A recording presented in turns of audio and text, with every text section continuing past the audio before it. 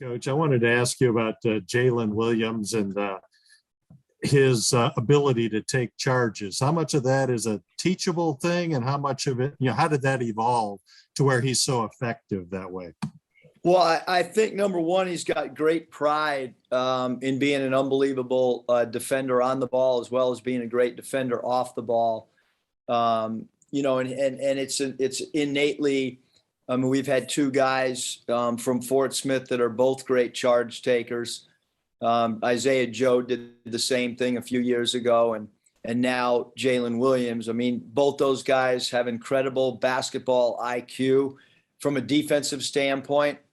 And, I think that in order to be a great charge taker, you've got to read your man and the ball. Because certainly, when you're playing a team like Kentucky, you don't want to give up dump off passes, to number 34, Oscar. You just don't want to do that. So, and I think Jalen's done a really good job. I thought he did a great job against Auburn of not giving up too many dump off passes, and helping up the line too much. So that's important that he plays that cat and mouse game as well on any dribble penetration. And what do you think of that matchup, Coach? Jalen and Oscar as key to the game, and how you'd like to see Jalen handle that? Yeah, I mean, we'll talk to our team tomorrow when we get back on the practice floor about, that this is not a one positional matchup. Just like when we played Auburn, it wasn't just Trey Wade's responsibility to guard, Jabari Smith, it's our whole team. And so, last night, against Florida, Castleton's a really good player, and we elected to play him a little bit more one-on-one and not give up three balls to Florida, because we gave too much help interior in the first half. So we have not developed our game plan yet. We will, tonight as we watch the game live, and then as I get in, tonight back to the office and in the morning to try to develop exactly what we want to do. So, I think it'd probably be too early other than to just say, hey, it's going to be a 5-man committee on the glass and a 5-man committee guarding not just Kentucky star players, but every night that we go out, it's got to be. Thank you.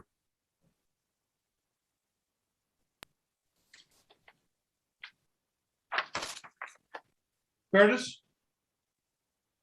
Coach, you mentioned preparing for Oscar Tshiebwe. You just saw Castleton. You saw Kessler recently. You have Jalen Williams. I guess I'm just curious, what's your take on the front court talent in the SEC this year, and the way Jalen's, held his own against some of the best in the country? Yeah, I mean, I would say the biggest thing, Curtis, is just, our league, when you look at it, the draft, I mean, those are, star players are getting drafted, and this year is going to be no different when the year's up. When you look at the talent across the league at all positions, it's not just one position. So, Kentucky's got a lot of what I would consider stars. I mean, you talk about the talent of Ty Washington and his ability to score on floaters, his ability to make threes, his ability to get all the way to the rim. And, Grady, I mean, he's a heck of a basketball player, can shoot the ball with incredible range. You can't give him any airspace. That's why they're one of the best teams in the country. And,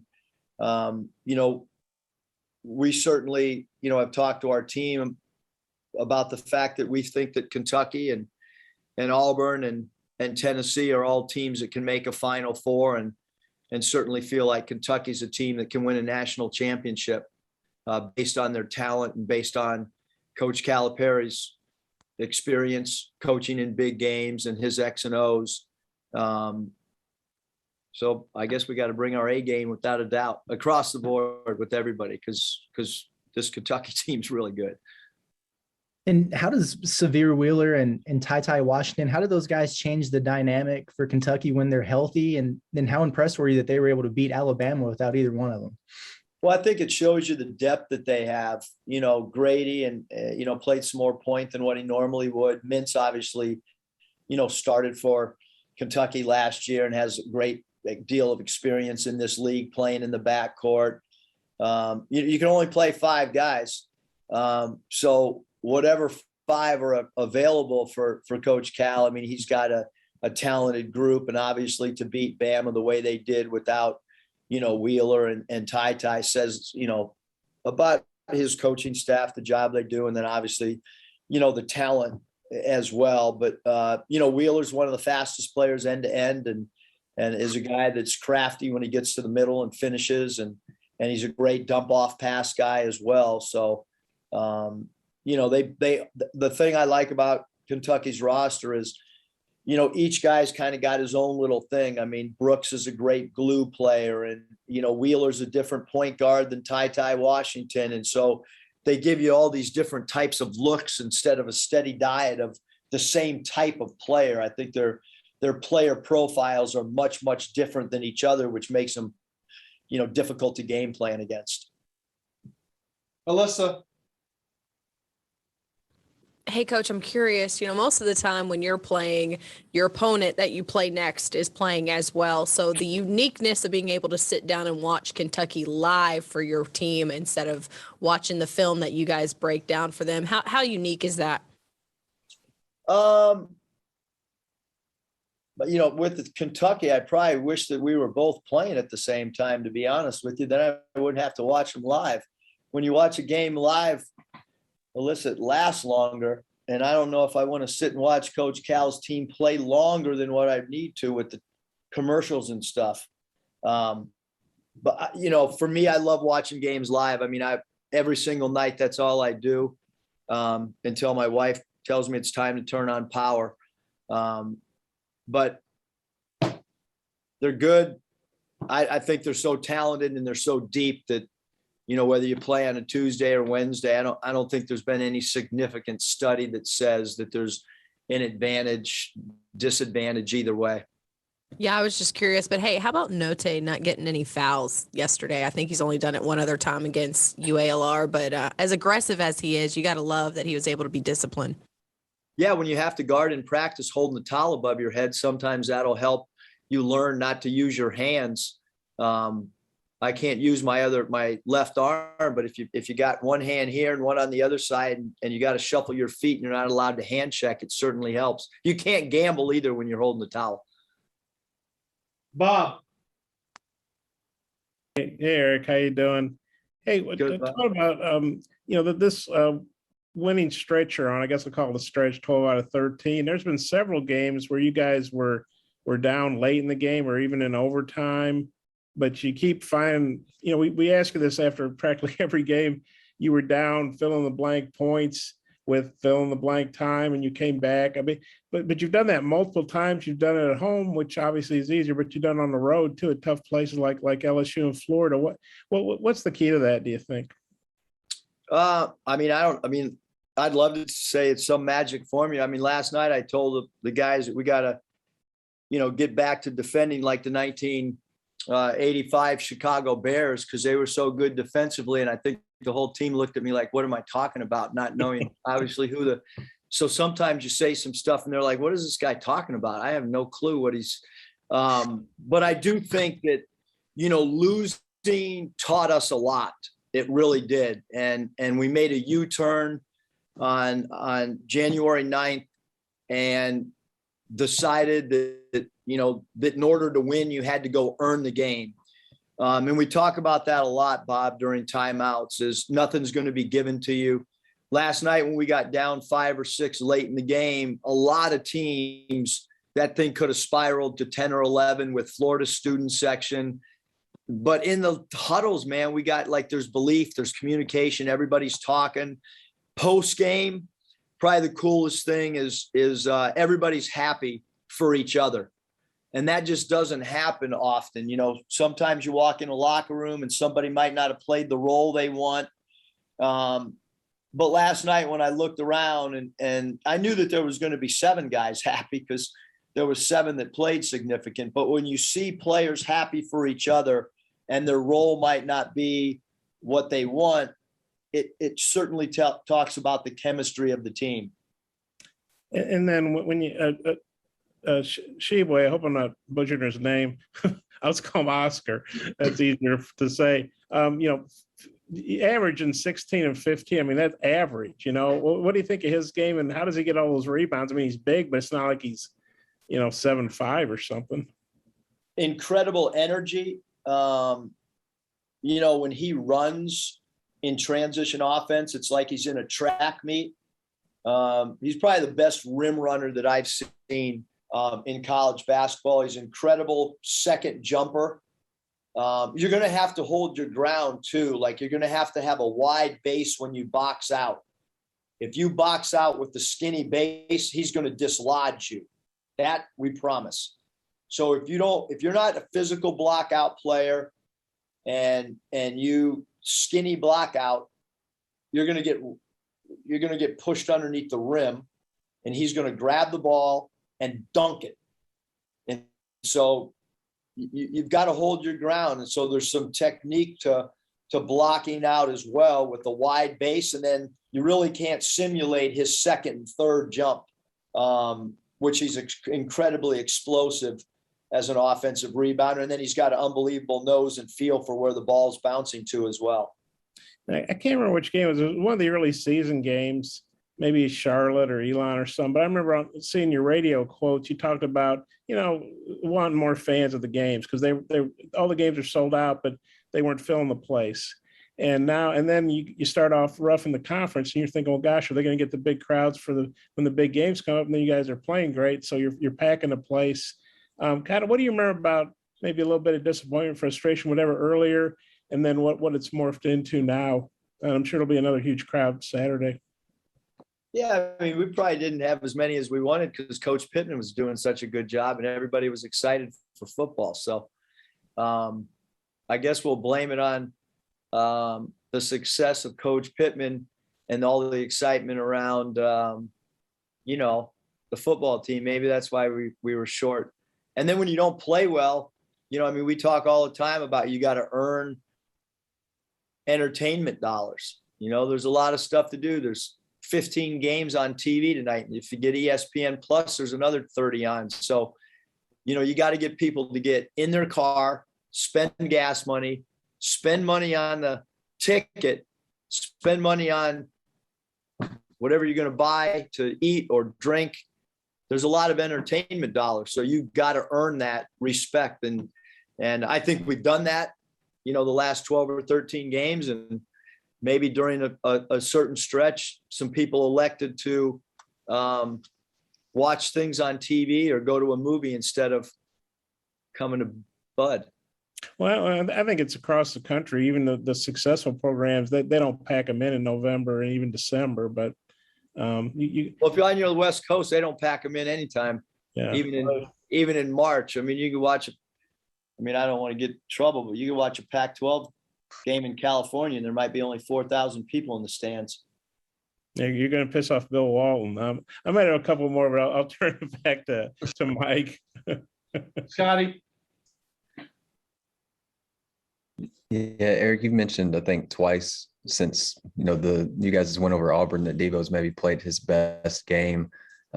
Just based on what you've seen out of him, like what's brought on this recent stretch and I guess uptick in kind of productivity and confidence too? Yeah, he's done a great job in transition. He's shooting the ball with much more confidence. I think his game is really simulating what he did last year and his success. He's catching that thing. He's attacking the rim. He's stretching the defense out with making threes. When somebody else dribble drives, he's an elite loose ball getter, and people hear that and they're like, whatever. But like, if you look at Kentucky, a lot of the game is like an extra possession game, whether it's offensive rebounds, whether it's loose balls. And Devo's a guy that gets us extra possessions, which is so valuable. And then obviously we know about his defense. He's defending at a high level. And then offensively, I think he's playing with as much confidence as he has the last 2 years. Last night I saw you politely get onto JD for, I think, defensive effort maybe in the second half. How did you see him respond to that? And is he maybe a guy that, can take the message and not the tone? Yeah, JD and I are on the same wavelength. I did get a phone call from my mom about JD, and she wanted to make sure he was cool with everything. But we expect JD to be one of the best defenders in college basketball. And I thought, last night there were stretches where, we needed him to be a little bit more aggressive, maybe commit a foul, by him stabbing at the ball. And, but the one thing, like there's one player I never worry about during the course of a game with interaction and communication and being on the same wavelength. And that's JD. I mean, since he's been here, even during his sit out year in practice or whatever, I mean, he's the one guy that he knows exactly what I'm thinking, whether I say something, don't say something. He can read my body language probably as good as any player I've ever coached. Would you say that's the most enjoyable thing about coaching him, or is there something else that jumps out to you? No, I mean, there's so many things about JD that, and I told the TV crew that had our game, it's really interesting. I went back and looked at the finances of all the recruiting visits we had. And guess who the cheapest recruiting visit, or the visit that cost the least amount financially? JD Notae. You know why? Because all he wanted to do is talk basketball, get a hamburger and a pizza. He didn't want to go get steak dinner. He didn't order 3 steaks to take back to his, hotel room. And that's the dude he is, man. Everybody on staff loves JD Notae. Everybody on the team likes JD Notae because he's a real dude. And he's tough. He's competitive. He's appreciative. And like I said, I mean, I've never been on a visit where you don't have to entertain a guy. All he wants to do is either watch game tape, talk, and, he's just a no maintenance type of guy to be around. Coach. Yeah, Coach, these guys ask pretty much everything. But one thing I've noticed about your teams these 3 years is that despite having all these different personnel, free throw shooting has been pretty consistent, and y'all have been really clutch, in late game situations. What's the key to that? Well, I know one guy that hated our free throw shooting practice, and that's Justin Smith last year. JD has made the comment that, hey, Coach, we have more pressure in practice shooting free throws than we do in a game. JD told one of our coaches last year that he's much more nervous at the end of practice than he is when the game's on the line shooting free throws. You can ask Jalen because I think he's coming on after, but we have a perfect free throw drill that can sometimes take 10 minutes and sometimes take over 30 minutes based on how they're shooting, because it is truly a perfect free throw drill where in under 2 minutes we've got to make 8, 7, 6, 5, 4, 3, 2, 1. And you've got to make each of those segments consecutively with one player shooting them at a time, and there's no talking in the gym. So some guys on this year's team don't like that drill, and a lot of guys last year didn't like that drill. But I think it does. We try to simulate, game free throws as best we can, Andrew. Kevin. 12 wins in the last 13, and we know the calling card has been mostly on the defensive end. You guys are a top 15 rated defense. You actually, went on the road and out defense, the number 1 defense at the time in LSU, probably out defense Tennessee, who's been top 5 there. And then again last night against a good defensive team in a more offensive game down the stretch, second half on the 3 line. But I want to talk about your offense, because I really think when you looked at last night's game, when it seemed like Florida down that stretch, when y'all flipped that 6-point deficit, was kind of living at the free throw line when you were holding them, short of field goal. I think they got 2 field goals in the last 8 minutes. You guys didn't get the free throw line benefit to the last 40 seconds when they started to foul to stop the clock. Talk about your offense, specifically 2-man game, whether it's pick and pop, pick and roll. I'm thinking Jalen Williams, Devo Davis, JD Notae, even DC Tony. And then some of the plays that both Devo broke off maybe in transition, secondary transition, and then JD, especially late with that three that put it out to a 4-point lead. Yeah, I mean, I think one, we felt comfortable with Devo playing in some pick and rolls last night at different angles on the floor. We started the game running a lot of pick and rolls on the wing on the right side of the floor. We moved it to the left side of the floor as the game progressed. JD's been on the ball so much this year, Kevin, and we slid him over to off the ball the last 7 minutes of the game, a little bit more than maybe we have in other situations. And obviously Jay Will as a pick and pop guy, he hit a huge three.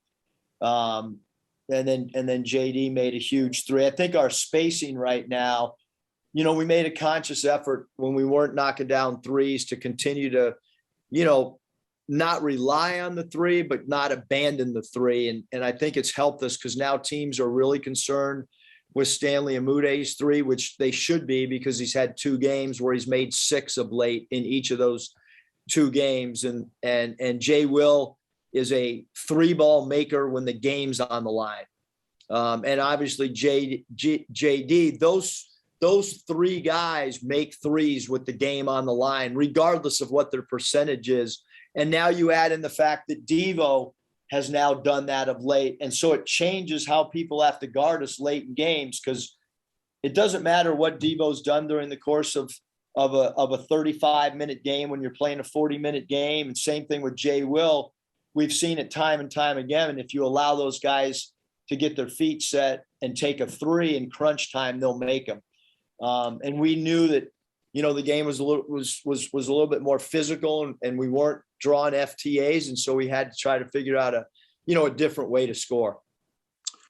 And I want to talk about, obviously, Kentucky coming up. You've got some road games in between, but if you think of back-to-back Bud Walton games, I think it's Auburn, Tennessee, and then Kentucky. And it seems like you guys have raised your national profile, whether it's results in those games, winning them, some of the promotions around it. I know you've got a lot of recruits coming in this weekend, but talk about how maybe Arkansas could take another step in this game Saturday because it's the SEC's blue blood. So I'm just wondering your thoughts on that. Not asking you for a final prediction, but just kind of your thoughts on the escalation of Arkansas's national profile of late. Yeah, I mean, I think just as we've talked to, people nationally, or maybe it's friends, maybe it's people, front office personnel or coaches in the NBA, I think as our staff, or it can just be picking up the phone after one of these recent games. And, on some games you might get 30 or 40 texts, and then others you might get upwards of 200, depending. And certainly, Kevin, the games that you've mentioned have been the games, where you're going to get a lot of text messages. But I can tell you, like, from a ticket request standpoint, I told my wife, don't ask about tickets. I told my son, don't ask about, I told the staff, like, the ticket requests right now is, through the roof as it was against Auburn. But I do think we'll see an environment, and I told the team last night, you'll probably see an environment starting on Friday around campus with the anticipation of the game Saturday. It's just not going to be on Saturday where the environment's like that. It probably will start on Friday. Well, we got a follow up.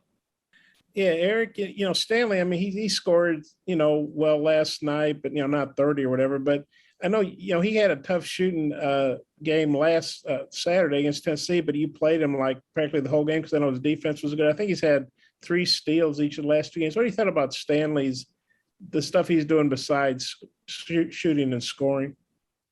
Last night, he was internally, he was our defensive player of the game. He was absolutely phenomenal when we went back and graded his defense. He's getting much lower defensively than he was earlier in the year. He's doing a much better job of blocking out defensively than he was earlier in the year. He's made the most strides, Bob, for sure, of all of our guys from a defensive standpoint. And then, I remember when you guys lost to Kentucky 2 years ago, Cal got tossed. That's about as down as I can remember seeing you after a game. And you talked about missed opportunity because the crowd was so big and all that. And then the other day when you guys beat Auburn, you referenced how maybe this team was better able to handle, big situations. I think I'm paraphrasing that accurately. If I'm not, just tell me I'm not. But do you feel good about, what do you remember about that game 2 years ago, and how far you guys have come as a program since then, and just how ready this team is for these big stage games? Well, I think we got too emotionally invested early in the game, and I don't think our legs ran out of gas. I think emotionally we ran out of gas. I think, when Coach Cal, got thrown out of the game, I think that some of our players from a maturity standpoint might have thought that, the game would change in our complexion, which it didn't. It flipped the other way. And that's why Coach Cal's, a phenomenal coach and really can read situations. And, but what we have talked about is we have talked about that game this year and some of our big games with big crowds, and talked about the fact that, we got to play for 40 minutes. We know there's going to be scoring runs. The game's never over. And it's going to be the case on Saturday as well. And then is that like an NBA TV show about power forwards, or I'm not familiar with that. You got internet, right, Bob? Yes. Just Google Power, and it's a good show. I highly recommend Football it. might be over this season, but basketball is in full steam for both pros and college hoops. For all the latest odds, totals, player performance props, to where the next fired coach is going to land, BetOnline is the #1 spot for all your sports betting needs. Head over to the website or use your mobile device to sign up today and receive your 50% welcome bonus on your first deposit. Use our promo code BELIEVE to get started. That's promo code BLEAV. And it's not just basketball. BetOnline is your source for hockey, boxing, and UFC odds, right to the Olympic coverage, is the best in the business. From sports right down to your favorite Vegas casino games, BetOnline is your #1 online wagering destination. BetOnline, the fastest and easiest way to wager on all your favorite sports and play your favorite games. BetOnline, where the game starts.